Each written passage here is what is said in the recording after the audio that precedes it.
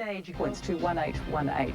Investors bailed out of Air New Zealand after 66 world middleweight title until he was arrested for triple murder. After 19 years in jail, Carter was freed and his story became a hit song and a movie. Reuben Carter, good evening. Good evening, Carol, and good evening, New Zealand. Tell me, why are you now in David Bain's corner? Well, I'm in David Bain's corner because of a lot of concerned New Zealand citizens, and particularly Joe Karam, made an application to us to look at this case because this case disturbed people a great deal. And so we began to look into the case. And having been in prison for 20 years myself, you begin to know who belongs in prison and who does not belong in prison. Innocent or guilty, it makes no difference.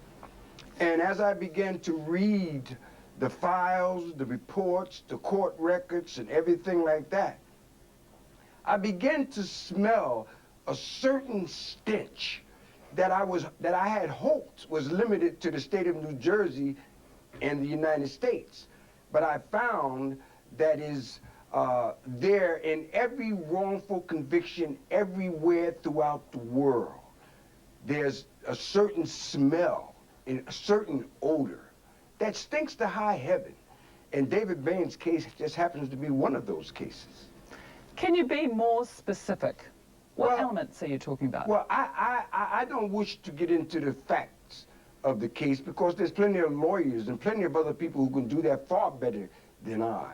But on the one hand, David Bain was a paper boy, let us say, and did his paper route that day.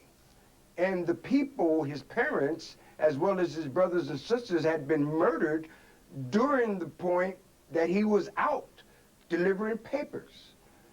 And I mean, the coroner and everyone else could support that fact, and yet there's David Bain, been in prison for 7 years. Can I interrupt and ask you, yes, do you think he's innocent? I know he's innocent. I looked that man in his eyes today, and I saw his heart, and I saw his soul. He could not fool me, because I've been in prison for 20 years for being innocent. I know when you look into a person's soul, and you look into that beautiful smile, and the gentleness that exudes from David Bain, I know that there's no way in the world that man could hurt anybody, much less his own family. And he talked very extensively and very emotionally about his family. Mr. Carter, I'm going to have to interrupt you. That's all right. Thank you very much for joining us tonight. Thank you very much. Good stuff. Till you drive it.